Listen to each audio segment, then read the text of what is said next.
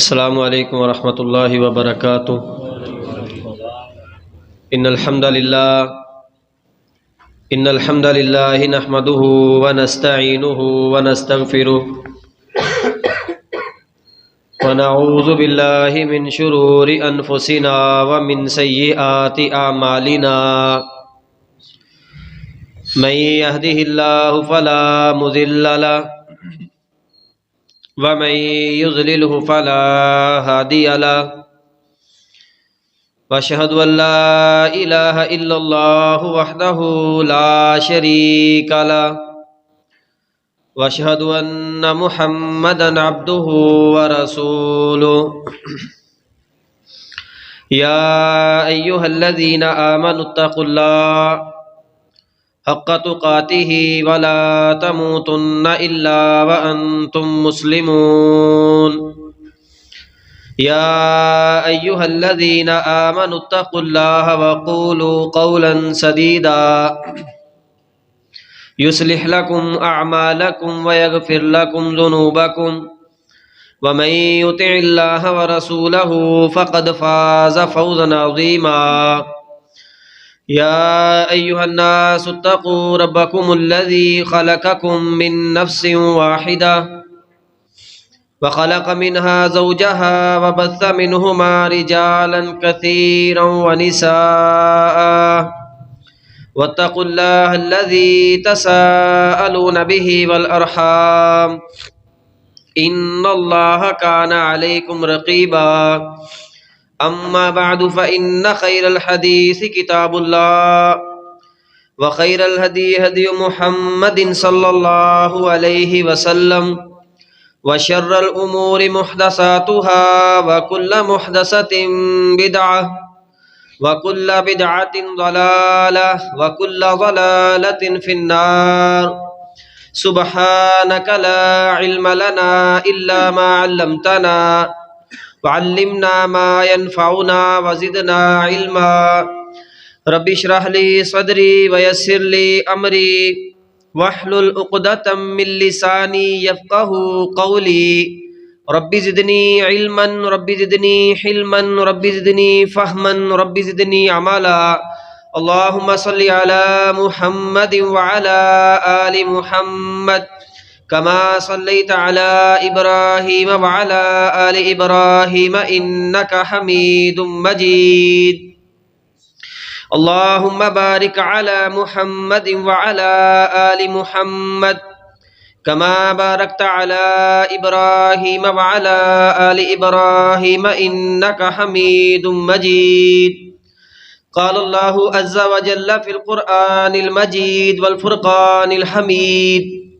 اعوذ باللہ السمیع العلیم من الشیطان الرجیم بسم اللہ الرحمن الرحیم وذکر فإن الذکرى تنفع المؤمنین۔ ہر قسم کی حمد و ثنا، بڑائی، کبریائی، تعریفات و تسبیحات، تمجیدات، تقدیسات، تکبیرات اللہ وحدہ لا شریک کی ذات کے لیے، جو اکیلا پوری کائنات کا داتا، مشکل کشا، حاجت روا، غریب نواز، غوث اعظم، دستگیر، گنج بخش، رنج بخش، لجپال، بگڑی بنانے والا، ڈوبی ہوئی بیڑیوں کو پار لگانے والا، کائنات کے باسیوں کی موت و حیات کا مالک، لوگوں کے نفع اور نقصان کا مالک، بیٹی اور بیٹے کی تقسیم کرنے والا، جو دینے پر آئے تو پوری کائنات مل کر کے روک نہیں سکتی، اور اگر میرا اللہ کسی سے کچھ روک لے تو پوری کائنات مل کر کے دے نہیں سکتی۔ درود و سلام میرے اور آپ کے پیر و مرشد، ہمارے رہبر و رہنما، دونوں جہانوں کے لیے رحمت بن کے آنے والے پیارے پیغمبر، امامنا فی الدنیا و امامنا فی الآخرہ و امامنا فی الجنہ، جناب محمد الرسول اللہ صلی اللہ علیہ وسلم کی ذات اقدس و اطہر پر، اعلیٰ اور بالا پر۔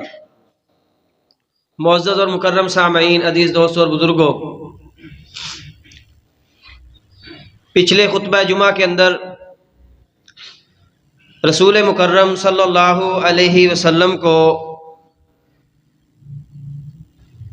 معراج کی رات جو واقعات پیش آئے اور ان میں ہمارے لیے جو اسباق ہیں، ہمارے لیے جو نصیحتیں ہیں، وہ کچھ چیزیں آپ کے سامنے رکھی تھیں۔ بقیہ حصہ اس موضوع کا میں آج آپ کے سامنے رکھوں گا۔ اللہ تعالیٰ سے دعا ہے کہ اللہ رب العالمین ہمیں صحیح معنوں میں دین اسلام کو سمجھ کر اس پر عمل کرنے کی توفیق عطا فرمائے۔ جتنے بھی انبیاء دنیا کے اندر رب العالمین نے مبعوث فرمائے، ہر نبی کو شریعت عطا کی، ہر نبی ایک دین پر رب العالمین نے مبعوث کیا، اور جتنے بھی دین اسلام سے پہلے دنیا میں موجود تھے ان سب سے جو اعلیٰ دین ہے وہ دین اسلام ہے۔ یہ کامل اور مکمل دین ہے، اور یہ دین اس کا انسان کی ساری زندگی میں کسی ایک پوائنٹ پر بھی فطرت کے ساتھ، جو انسانی فطرت ہے، جو انسانی چاہت ہے، اس کے ساتھ ٹکراؤ نہیں ہوتا۔ یہ فطرتی دین ہے، یعنی یہ نہیں ہو سکتا کہ انسان دین کے اوپر عمل کرے اور اس کو مشکل پیش آئے۔ انسان کے مزاج کے مطابق اور اس کی کمزوریوں کو دیکھتے ہوئے رب العالمین نے دین اسلام کے جو اصول ہیں وہ وضع کیے ہیں۔ جو کھڑا ہونے کی طاقت رکھتا ہے کھڑے ہو کے نماز پڑھ لے، جو کھڑا نہیں ہو سکتا بیٹھ کے پڑھ لے، جو بیٹھ بھی نہیں سکتا لیٹ کے پڑھ لے، اور اگر لیٹ کے بھی وہ اشارہ نہیں کر سکتا تو آنکھوں کے اشاروں سے پڑھ لے۔ یعنی اس میں آسانی ہی آسانی ہے۔ سفر ہے، اس میں روزے کی رخصت ہے، اس میں نماز میں تخفیف ہے، اور بہت ساری چیزیں ہیں۔ تو یہ بات میں نے اس لیے کی ہے کہ اللہ کے نبی صلی اللہ علیہ وسلم کی زندگی اور آپ علیہ الصلوۃ والسلام کے جو معاملات تھے وہ ہمیں بھی فطرتی چیزوں کو اختیار کرنے کا حکم دیتے ہیں۔ اللہ کے نبی صلی اللہ علیہ وسلم نے ارشاد فرمایا، معراج کی رات مجھے دو چیزیں پیش کی گئیں۔ ایک برتن میرے سامنے کیا گیا، اس میں شراب تھی، اور دوسرا برتن جب میرے سامنے کیا گیا اس میں دودھ تھا۔ تو میں نے دودھ والا جو پیالہ تھا اس کو پکڑ لیا، تو جبرائیل علیہ الصلوۃ والسلام نے مجھے ارشاد فرمایا، محمد صلی اللہ علیہ وسلم آپ نے فطرت کو اختیار کیا ہے، آپ نے اچھی چیز کو اختیار کیا ہے۔ امت کے لیے بھی اس واقعہ میں یہ سبق ہے ہمارے لیے کہ جب بھی ہمارے سامنے کوئی کھانے والی چیز ہے، کوئی پینے والی چیز ہے، کوئی زندگی کی ضرورت کی چیز ہے، دیگر معاملات ہیں، تو جب ہمیں کسی چیز پر اختیار دیا جائے، ہمارا حق بنتا ہے کہ کسی ایسی چیز کو اپنے لیے ڈیسائیڈ نہ کیا جائے جو اسلام کے اور فطرت کے خلاف ہو۔ ایک بہت بڑا گروہ ہے دنیا کے اندر اس وقت جو عذاب قبر کا منکر ہے، اور وہ قبر کے وجود کا ہی انکار کرتا ہے۔ وہ کہتا ہے کہ قبر کا وجود ہے ہی نہیں ہے، یعنی جو برزخی زندگی ہے انسان کی اس کا انکار کرنے والا ہے۔ تو معراج کی رات اللہ کے نبی صلی اللہ علیہ وسلم کو کچھ چیزیں دکھائی گئیں، اور یہ چیزیں اس بات کی قوی دلیل ہے کہ قیامت سے پہلے انسان کسی ایک مقام پر اس کو منتقل کر دیا جاتا ہے، وہ کسی بھی حال میں ہو، اور اگر وہ اچھا ہے تو اس کے لیے ساتھ جو ہے اچھائی کا معاملہ کیا جاتا ہے، اور اگر وہ برا ہے تو اس کے ساتھ برائی کا معاملہ کیا جاتا ہے۔ اس کو برزخی زندگی کہتے ہیں، قیامت سے پہلے موت کے بعد۔ یہ جتنا بھی دورانیہ ہے یہ انسان کی برزخی زندگی ہے۔ اللہ کے نبی صلی اللہ علیہ وسلم نے ارشاد فرمایا کہ جہنم جب مجھے دکھائی گئی تو جہنم میں نے ایک نہر دیکھی۔ جہنم کے اندر ایسی نہریں تو نہیں ہیں، پیپ کی نہریں ہیں، گندے خون کی نہریں ہیں، کھولتے ہوئے پانی کی نہریں ہیں۔ تو اس نہر کے اندر ایک آدمی اس پہ تیر رہا ہے، اس کا وجود پانی میں ہے لیکن وہ ڈوب نہیں رہا، اور اس کے منہ کے اندر پتھر کا لقمہ ہے۔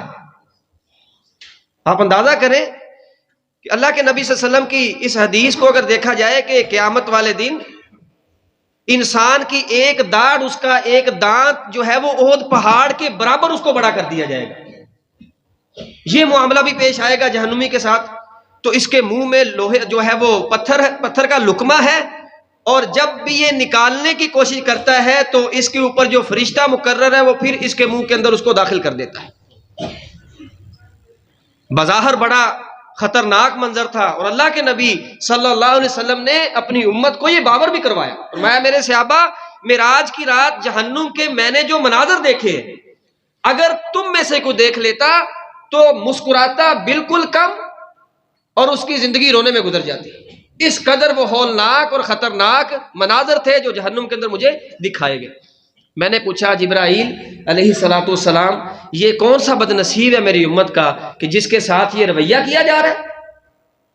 یا رسول اللہ صلی اللہ علیہ وسلم یہ انسان دنیا میں رہتے ہوئے سود کھایا کرتا تھا. یہ سود کھایا کرتا تھا، سود خور تھا، اور قیامت تک اس کو ایسے ہی عذاب دیا جاتا رہے گا. پھر اللہ کے نبی صلی اللہ علیہ وسلم نے ارشاد فرمایا مجھے ایک اور منظر دکھایا گیا. ریشے کی پیپ کی گندے خون کی نہر ہے، اور وہ خون بھی، وہ ریشہ اور جو پیپ ہے وہ بھی انتہائی گرم ہے، کھولتا ہوا. اس کے اندر ایک آدمی غوطے کھا رہا ہے. غوطے کھاتا کھاتا وہ اسٹرگل کرتا ہے کہ وہ باہر نکل جائے. جب وہ بالکل کنارے پہ آتا ہے اور باہر نکلنے کی کوشش کرتا ہے، وہاں ایک فرشتہ اس کے اوپر کھڑا ہے اور اس کے ہاتھ میں پتھر ہے. وہ اس کے سر میں، منہ پہ پتھر مارتا ہے، وہ دوبارہ اسی جگہ پہ چلا جاتا ہے. مسلسل اس کے ساتھ یہ سلسلہ کیا جا رہا ہے. یا رسول اللہ صلی اللہ علیہ وسلم یہ آپ کی امت کا وہ آدمی ہے جو سود کھایا کرتا تھا. اس انداز سے بھی سود خور کو عذاب ہوگا اور قیامت تک ہوتا رہے گا. تو اس سے محدثین نے، مفسرین نے اس بات کو اخذ کیا ہے کہ یہ انسان کی برزخی زندگی ہے جو اللہ کے نبی صلی اللہ علیہ وسلم کو دکھائی گئی ہے. اور سود کی کیا بات کریں، اس کو ہمارے معاشرے کے اندر یہ عام ہے. دنیا میں تو ہے ہی، ہمارے معاشرے میں عام ہے، اور اس کی پرواہ نہیں ہے، فکر ہی نہیں ہے. اس سود کے پیسے کی وجہ سے لوگوں نے اپنے حقیقی کاروبار جو ان کے آباء و اجداد نے محنت کر کے کھڑے کیے تھے سارے تباہ و برباد کر لیے. انسان شرک کرے، انسان نماز نہ پڑھے، انسان جو ہے وہ شراب پیے، قتل و غارت کرے، جتنے مرضی بڑے بڑے گناہ کر لے، کسی بھی گناہ پر رب العالمین نے اس کو اپنے ساتھ لڑائی کی یا جنگ کی دھمکی نہیں دی. لیکن سود خوری ایک ایسا عمل ہے، اللہ کے نبی صلی اللہ علیہ وسلم نے قرآن مجید کی آیات پڑھ کے صحابہ کے سامنے، امت کے سامنے یہ وضاحت دی کہ سود خور یا تو سود کھانا چھوڑ دے یا پھر اللہ اور اس کے رسول صلی اللہ علیہ وسلم کے خلاف جو ہے وہ ہتھیار اٹھا لے، جنگ کے لیے تیار ہو جائے. اور فرمایا کہ 70 درجے ہیں گناہوں کے. جو آدمی سود کھاتا ہے 70 قسم کا اس کے لیے عذاب ہے، اور 70 قسم کے اس کے لیے گناہ ہے. سب سے جو نچلا درجہ ہے، سب سے، باقی اس سے سارے اوپر ہیں، سب سے جو نچلا درجہ ہے سود خور کے لیے وہ ایسے ہے کہ جیسے وہ اپنی ماں جس کے وہ بطن سے پیدا ہوا ہے اس کے ساتھ منہ کالا کرے، زنا کر لے. یہ باتیں سب کو یاد ہے، سب کو پتہ ہے، لیکن لوگ لگے ہیں. کیوں؟ ہم پرواہ نہیں کرتے. ہم سوچتے ہیں ہماری معیشت، ہمارا گھر، ہمارا معاش، ہمارے معاملات سود سے چلیں گے. بھائی ہم مجبور ہیں، کیا کریں؟ سود نہ لے تو کہاں جائیں؟ لوگ تنگ کرتے ہیں، لوگ گریبان پکڑتے ہیں، لوگ بدتمیزی کرتے ہیں. اس کا کیا مطلب ہے کہ ہم تو تنگ آ کے سود لے رہے ہیں؟ یعنی اللہ نے نعوذ باللہ ہمیں اتنا تنگ کر دیا کہ سود کے علاوہ کوئی راستہ ہی نہیں بچا. انفرادیت دیکھ لیں تو لوگوں میں یہ چیز عام پائی جاتی ہے. نعوذ باللہ پھر یہ سمجھے کہ اللہ ظالم ہے جو انسان پہ ظلم کرتا ہے. اللہ نے تو سورہ بقرہ کے اندر اس کی آخری 2 آیات میں وضاحت دے دی اس بات کی، تاکہ کوئی بھی بدبخت کھڑا ہو کے اپنے رب پہ بات نہ کر دے. لا یکلف اللہ نفسا الا وسعها. اللہ کسی جان کے اوپر اس کی طاقت سے بڑھ کے بوجھ ہی نہیں ڈالتا. بات ہی ختم ہو گئی. پھر یہ کہنا کہ میں تو مجبور ہو کے لے رہا ہوں، یہ تصور ہی ختم ہے. اور اگر اجتماعی طور پہ دیکھیں، ہمیں تو رونا چاہیے. انسان گناہ کرتا ہے نا، اگر اس میں ایمان کی رتی بھی موجود ہے، نبی علیہ السلام فرمایا وہ پچھتاتا ہے. اتنا پچھتاتا ہے کہ اس کو محسوس ہی ہوتا ہے کہ بہت بڑا پہاڑ ہے، اس کے اوپر گرے گا، اس کو کچل دے گا.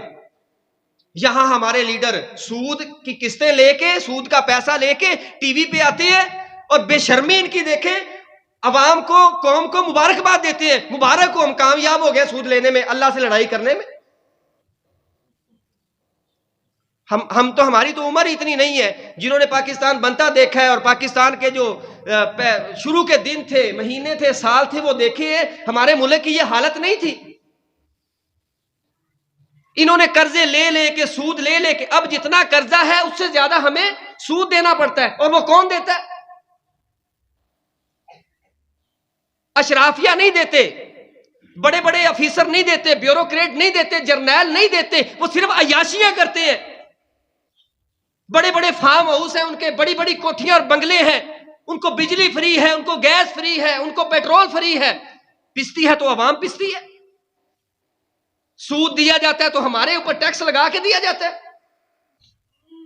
50 سال سے تو کم از کم یہ سلسلہ چل رہا ہے نا، تو 50 سالوں میں یہ معاملہ حل نہیں ہوا، زیادہ الجھا ہے، زیادہ خراب ہوا ہے۔ پتہ یہ چلا کہ IMF کے سامنے گھٹنے ٹیک کے، ان کی منتیں کر کے اور ان کے ظالمانہ مطالبے تسلیم کر کے، سود لے کے ملک اگر چلاؤ گے تو ملک ڈوبتا چلا جائے گا، برکتیں ختم ہوتی چلی جائیں گی، کبھی یہ ملک ترقی نہیں کر سکتا۔ اس کا واحد حل ہے کہ شریعت کا نظام ہونا چاہیے۔ ظالمانہ ٹیکس ہے، ماچس کی ڈبی لے لے اس پہ ٹیکس ہے، کپڑے سلائی کرنے والی سوئی لے لے اس پہ ٹیکس ہے، بچوں کی 5 روپے والی کوئی چیز کھانے والی لے لے اس پہ ٹیکس ہے۔ حالانکہ ٹیکس لگانے والا حکمران ذمہ دار جو ہے، اللہ کے نبی صلی اللہ علیہ وسلم نے ارشاد فرمایا کہ یہ اللہ کے ہاں گندہ ترین اور بدترین آدمی ہے۔ ان کو سارا پتہ ہے، دعوے بڑے بڑے کرتے ہیں۔ جو جس نے آج تک حکومت کی ہے، کیا اس کو پتہ نہیں ہے کہ اسلام کا جو نظام ہے وہ زکوٰۃ ہے، ٹیکس نہیں ہے؟ جتنے لوگوں نے آج تک حکومت کی ہے، کیا ان کو یہ نہیں پتا کہ اسلام کا جو نظام ہے وہ زکوٰۃ ہے؟ وہ اس پہ کیوں نہیں آتے؟ ان کو خود دینی پڑے گی۔ اور بھائی خود نہ دیں، بھاڑ میں جائیں، کم از کم عوام میں یہ چیز رائج کر دیں، یقین جانیں خوشحالیاں ہمارے قدم چومیں گی۔ غریب سے ٹیکس لیا جاتا ہے اور امیر کو چھوٹ دے دی جاتی ہے۔ ہمارے ملک کا بیڑا گرک اس سودی نظام کی وجہ سے ہوا ہے۔ اور آج ہمارا مزاج کیا ہے؟ اپنے لیڈروں کے پیچھے مرے مرے جاتے ہیں، اپنی پارٹیوں کے پیچھے مرے مرے جاتے ہیں اور ان کو سپورٹ کرتے ہیں، دیکھتے ہی نہیں ہے یہ قبضہ مافیا ہے، یہ شرابی ہے، اس کی مجلس محفل گندی ہے، اس کی زبان گندی ہے، اس کا کردار گندا ہے، بس پارٹی کا ہے، ووٹ میں نے اس کو دینا ہے۔ ہمارے علاقے میں ایک پڑھا لکھا آدمی کھڑا ہوا الیکشن پر، خیر میں تو اس نظام کو بالکل سرے سے تسلیم نہیں کرتا جو ہمارے ملک کے اندر رائج ہے۔ عالم بھی ہے، پروفیسر بھی ہے، استاد بھی ہے، 1450 ووٹ پڑے اس کو، اور جن کے بارے میں لوگ خود بتاتے ہیں ان کو ووٹ دینے والے کہ یہ قبضہ مافیا، جھوٹے پرچے کروانے والا، عوام کا پیسہ کھانے والا، نجائز فروش ہے، اس کو 50,000 ووٹ پڑ گیا۔ کمی ہمارے اندر ہے، ہم اپنی اصلاح کریں گے، ہمارا انتخاب اچھا ہوگا تو پھر اللہ ہماری جو ہے ہماری طرف نظر رحمت کریں گے اور ہماری معیشت کو ٹھیک کریں گے، ہمارے حالات کو بدلیں گے۔ جب ہم خود ہی نہیں بدلنا چاہتے، جس کا جتنا داؤ لگتا ہے وہ لگا رہا ہے۔ تو سود کے حوالے سے جو میں نے باتیں آپ کے سامنے رکھی ہیں، اگر چاہتے ہیں ہمارا ملک ترقی کرے تو اس کی ہمیں مخالفت کرنی چاہیے، اس حوالے سے ہمیں آواز اٹھانی چاہیے۔ یہ نحوست ہمارے اوپر بھی پڑتی ہے، پورے ملک کے اوپر پڑتی ہے۔ ہمارا یہ جو ملک کا نظام چل رہا ہے نا، یہ کافروں کا نظام بھی ایسا نہیں ہے، یہ ان سے بھی بڑھ کے ہیں ہمارے بدبخت جو ہمارا نظام چلا رہے ہیں۔ وہ پھر بھی اپنی قوم کے، اپنے لوگوں کے خیر خواہ ہوتے ہیں، ان کو تحفظ دیتے ہیں، ان کے حقوق پورے کرتے ہیں، ان کو انصاف ملتا ہے۔ یہاں کیا بھیڑ بکریاں، یہ انسان ہے، باقی سارے جنگلی جانور ہیں، کوئی پوچھنے والا نہیں ہے۔ آج اٹھیں گے نہیں، آج کھڑے نہیں ہوں گے، آج آواز بلند نہیں کریں گے، کم از کم اپنے حلقہ احباب میں تو یہ بات رکھیں نا، اپنے طور پہ اپنے آپ کو تیار کریں، اس گندے نظام کے خلاف اپنے آپ کو تیار کریں جس میں امیر عیاشی کرتا ہے، غریب خودکشیاں کرتا ہے۔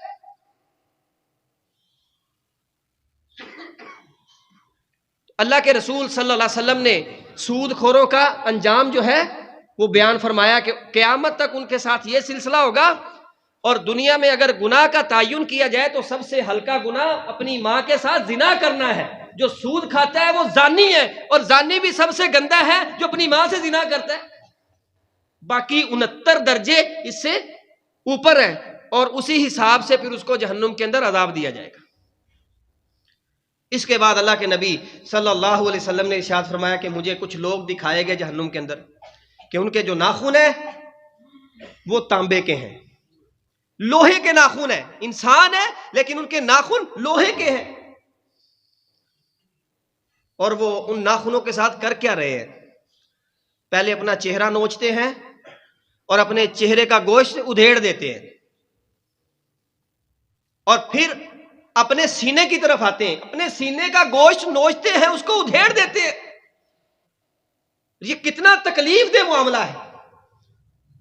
دوبارہ پھر وہ گوشت ان کے چہرے پر، سینے پر آ جاتا ہے، پھر وہ اس کو ایسے ہی کھرچتے ہیں اور چیختے ہیں، چلاتے ہیں اور شدید کرب کے اندر ہیں اور تکلیف محسوس کرتے ہیں، لیکن وہ خود ہی ایسا کر رہے ہیں۔ میں نے پوچھا اے جبرائیل یہ کون ہے؟ آج مجلسوں میں بیٹھ کے لوگوں کی زندگیوں پہ تبصرے کر کے چسکے لینا تو آسان ہے، مزے مزے سے اگلے کی پرسنل زندگی میں دخل اندازی کرنا اور چگلیاں اور غیبتیں کرنا اور اس پہ تبصرے کرنا، الزام تراشیاں کرنا۔ فرمایا یہ وہ لوگ ہیں جو لوگوں کی غیبتیں کیا کرتے تھے۔ بھائی اگلا برا ہے، 1000 دفعہ برا ہے۔ آپ میں اگر اخلاقی جرت ہے اور آپ کی تربیت اگر اچھی ہے اور آپ اگر اس کے خیر خواہ ہیں، پھر اس کو اپنے پاس بلائیں یا چل کے اس کے پاس چلے جائیں اور اس کی غلطی اس کے سامنے ہائی لائٹ کریں۔ اس کو پتا ہو، آپ کو پتا ہو تیسری ذات رب کی ہے، آپ کے فرشتے ہیں جو لکھ رہے ہیں، آپ درد دل کے ساتھ اسے دعوت دیں، اصلاح کی دعوت دیں، ورنہ شریعت نے آپ کو یہ حق نہیں دیا کہ آپ اس کی غیر موجودگی میں اس کے عیب لوگوں کے سامنے بیان کرتے۔ یہ غیبت ہے۔ اور اگر دنیا میں دیکھا جائے تو قرآن کہتا ہے یحب احدکم ان یاکل لحم اخیہ میتا فکرہتموہ واتقوا اللہ، کیا تم پسند کرتے ہو کہ جس کی تم غیبت کر رہے ہو، جس کی تم برائی بیان کر رہے ہو، اس کی غیر موجودگی میں کر رہے ہو، وہ تمہارے سامنے مردہ حالت میں پڑا ہے اور تم اس کا گوشت کھا رہے ہو؟ قرآن نے خود ہی جواب دے دیا فکرہتموہ، تم اس کو پسند نہیں کرتے، اور جب اس کو پسند نہیں کرتے پھر اس کی برائی کیوں کرتے؟ غیبت کرنے والے اور غیبت کی تعریف یہ ہے کسی انسان کے اندر کوئی گناہ موجود ہے، کوئی بری عادت موجود ہے، اس کی غیر موجودگی میں لوگوں کے سامنے اس کو بیان کرنا، یہ غیبت ہے، اور یہ اس کے مرے ہوئے کا گوشت کھانے کے مترادف ہے۔ اور جب یہ انسان مرتا ہے اپنی غلطی کا ازالہ کیے بغیر دنیا سے چلا جاتا ہے اور اس نے غیبت کی ہوتی ہے تو پھر قیامت تک جہنم کے اندر اس کو پھینک دیا جاتا ہے، کیونکہ نبی صلی اللہ علیہ وسلم نے ارشاد فرمایا کہ یہاں تو قبر جنت کے جو ہے وہ باغیچوں میں سے ایک باغیچہ ہے، اللہ ہمیں اس کا مصداق بنائے، یا پھر جہنم کے گڑھوں میں سے ایک گڑھا ہے، اللہ ہمیں اس سے محفوظ فرمائے، تو اس کو جہنم کے گڑھے میں پھینکا جاتا ہے قبر کی شکل میں۔ قیامت تک یہ لوہے کے، تانبے کے ناخنوں کے ساتھ اپنا چہرہ اور سینہ اس کا گوشت نوچتا رہے گا۔ بڑے ایسے لوگ ہیں جن کے اندر نیکی کی دعوت دینے کا جذبہ ہوتا ہے، یہ نبیوں والا عمل ہے۔ اگر اللہ نے کسی کو یہ عطا کیا ہے، میں نے دیکھا ہے لوگوں کو، کئی میرے بھائی یہاں پہ دکاندار بیٹھے ہیں، ان کے پاس جا کے بیٹھنا ہوتا ہے، وہ اگر اپنے کسٹمر میں کوئی ایسی غیر شرعی چیز دیکھتے ہیں یا کوئی ایسی بات دیکھ لیتے ہیں تو وہ خاموش نہیں رہتے، وہ ان کو دعوت دیتے ہیں، ان کو سمجھاتے ہیں۔ ان کو یہ نہیں ہوتا کہ میں نے اگر ان کو دین کی دعوت دے دی، اچھائی کی بات کر دی تو وہ اٹھ کے چلا جائے گا، ان کا توکل اللہ پہ ہے۔ تو اگر کوئی آدمی دین کا کام کرتا ہے، نیکی کی دعوت دیتا ہے، اچھائی لوگوں میں کنورٹ کرنے کی کوشش کرتا ہے، تو یہ شعبہ اس کا انبیاء والا شعبہ ہے، وہ خوش نصیب آدمی ہے۔ لیکن اتنا ہی خطرناک معاملہ بھی ہے۔ میں نے دیکھا جہنم کے اندر کچھ لوگ ہیں اور لوہے کی کینچیوں کے ساتھ ان کے جو منہ ہیں ان کو کاٹا جا رہا ہے۔ کچھ لوگ میں نے دیکھے جہنم کے اندر کہ جن کو عذاب اس انداز سے دیا جا رہا ہے کہ لوہے کی کینچیاں ہیں، ان کے ساتھ ان کے منہ کا گوشت جو ہے وہ اس کو کاٹا جا رہا ہے۔ میں نے پوچھا یار اے جبرائیل یہ کون ہے جن کو اتنا سخت عذاب دیا جا رہا ہے؟ کوئی رحم نہیں ہے، کوئی چیخو پکار نہیں سنی جا رہی، کوئی ترس نہیں آ رہا، کوئی نرمی نہیں ہے۔ تو جبرائیل علیہ السلام نے جو آگے سے الفاظ ارشاد فرمائے کہ یہ آپ کی امت کے وہ لوگ ہیں جو لوگوں کو نیکی کی دعوت تو دیتے تھے لیکن خود، اور اس کا ایک اور منظر نبی صلی اللہ علیہ وسلم نے بیان فرمایا، کوئی عالم ہے جس نے مدرسے میں 8-10 سال لگائے ہیں، پڑھا ہے، حافظ ہے، قاری ہے، خطیب ہے، یا کوئی ایسا آدمی ہے جس کو دین کی اللہ نے سمجھ دی ہے، لوگوں کو تو کہتا ہے لیکن خود نہیں کرتا، یہ اس کا انجام ہے۔ میں جہنم کے اندر آگ جل رہی ہے اور ایک آدمی اس کے پیٹ کی انتریاں باہر ہیں اور وہ اس کے گرد چکر لگا رہے ہیں۔ میں نے پوچھا یہ کون ہے؟ تو بتایا گیا کہ یہ وہ بدنصیب ہے جو لوگوں کو خود کہتا تھا بھائی نماز پڑھا کرو، روزے رکھا کرو، زکوٰۃ دیا کرو، ہاں جی، اپنی زبان کی حفاظت کیا کرو، دیگر جو احکام ہے نیکی کے وہ لوگوں تک پہنچایا کرتا تھا، لیکن اس کی اپنی زندگی عمل سے خالی تھی. لوگ دیکھیں گے بھائی تو ہمیں کہتا تھا نماز پڑھو، تو ہمیں برائی سے روکتا تھا، تمہارے کہنے پہ ہم برائی سے رک گئے، نماز پڑھنا شروع کر دی، دیگر معاملات اپنا لیے، لیکن تمہیں عذاب کیوں ہو رہا ہے؟ تو آگے سے اس بات کی وضاحت دے گا، تمہیں تو میں کہتا تھا لیکن خود نہیں کرتا تھا. سب سے پہلے اپنے گریبان میں جھانکیں، جو بات ہم کسی کو کہہ رہے ہیں کیا ہمارے اندر وہ عمل موجود ہے؟ اس انداز سے بھی کچھ لوگوں کو عذاب دیا جائے گا، اور وہ لوگ ہوں گے جو دنیا میں رہتے ہوئے لوگوں کو نیکی اور خیر کی دعوت دیتے تھے لیکن خود اس کی طرف نہیں آتے تھے. اور آج کی ایک آخری بات، جو بھی ذمہ دار ہے، عالم دین ہے، خطیب ہے، مدرس ہے، استاد ہے، یا پھر غیر عالم ہے لیکن حق کی دعوت دینے کا اس کو شوق ہے، تو اس کو کبھی بھی کوئی بھی حکم کسی کے سامنے رکھتے ہوئے ہچکچانا نہیں چاہیے. اب یہ بات کتنی عجیب ہے بظاہر کہ رات کے کچھ حصے میں مسجد حرام سے مسجد اقصی اور وہاں سے ساتوں آسمانوں کی جنت جہنم کی سیر، یہ عقل میں آتی ہے بات؟ اگر عقل پہ تولیں تو بالکل سمجھ ہی نہیں آتی کہ ایسا ہو سکتا ہے. لیکن اللہ کے نبی صلی اللہ علیہ وسلم جب یہ معاملہ کر کے آئے تو بلا جھجک، بغیر کسی شرمندگی کے، بغیر کسی قسم کی قباحت کے، کھل کھلا کے لوگوں کے سامنے یہ بات رکھ دی، کیونکہ یہ سچ تھا، یہ حق تھا. تو ہم ان کے امتی ہیں، جب بھی ہم بات کریں تو ہمیں چاہیے ہمارا انداز اچھا ہونا چاہیے، ہمارا انداز اچھا ہونا چاہیے، لیکن برائی دیکھ کے خاموش نہیں رہنا، برائی دیکھ کے خاموش نہیں رہنا، آگے سے ری ایکشن جیسا بھی آتا ہے آتا رہے. اللہ کے نبی صلی اللہ علیہ وسلم نے یہ بات لوگوں کے سامنے رکھ دی. ایک ایسے خوش نصیب بھی تھے جن کو یہ لقب ملا افضل البشری بعد الانبیاء، تمام انسانوں میں سب سے افضل ہیں انبیاء کے بعد ہیں ابو بکر صدیق رضی اللہ تعالیٰ عنہ. کئیوں نے سوال کیے، کئیوں نے اعتراضات کیے، کئیوں نے انکار ہی کر دیا، اور کسی کے سامنے آ کے پوچھا گیا کہ کیا آپ اس بات کو مانتے ہیں کہ رات کے کچھ حصے میں مسجد اقصی تک، مسجد حرام سے اور پھر ساتوں آسمان کی سیر کوئی کر سکتا ہے؟ تو ابو بکر صدیق رضی اللہ تعالیٰ عنہ کا کیا جواب تھا کہ اگر تو یہ بات محمد کریم صلی اللہ علیہ وسلم نے کہی ہے تو سچ ہے، ایسے نہیں. والذی جاء بالصدق وصدق بہ، یہ القاب قرآن مجید میں رب العالمین نے ایسے نہیں عطا کر دیے. اللہ ہمیں بھی یہ ایمان نصیب فرمائے کہ جب حدیث آ جائے، رسول اللہ کا فرمان آ جائے اور احکام شریعت آ جائے، پھر دنیا کے رسم و رواج، عقل کے گھوڑے اور سب کچھ ہمیں پس پشت پھینک دینا چاہیے. اور حق یہ ہے کہ جیسے ابوبکر صدیق رضی اللہ تعالیٰ نے فرمایا کہ اگر یہ بات محمد رسول اللہ صلی اللہ علیہ وسلم نے فرمائی ہے تو یہ بات سچ ہے. عقل میں آتی ہے نہیں آتی یہ بات کا معاملہ ہے، لیکن اس بات میں کوئی شک نہیں ہو سکتا. تو جب بھی آپ حق بیان کریں، توحید بیان کریں، سنت کی بات کریں، اصلاح کی بات کریں، کبھی آپ کو شرمندہ نہیں ہونا چاہیے، ہچکچانا نہیں چاہیے. انداز آپ کا اچھا ہونا چاہیے، اخلاق آپ کا اچھا ہونا چاہیے، الفاظ کا چناؤ اچھا ہونا چاہیے، لیکن حق بات کبھی بھی آپ نے چھپانی نہیں ہے. واقعہ معراج میں یہ سبق بھی ہمارے لیے اللہ کے نبی صلی اللہ علیہ وسلم نے چھوڑا ہے. اللہ سے دعا ہے اللہ صحیح معنوں میں دین اسلام کو سمجھ کر اس پر عمل کرنے کی توفیق عطا فرمائے. وآخر دعوانا الحمد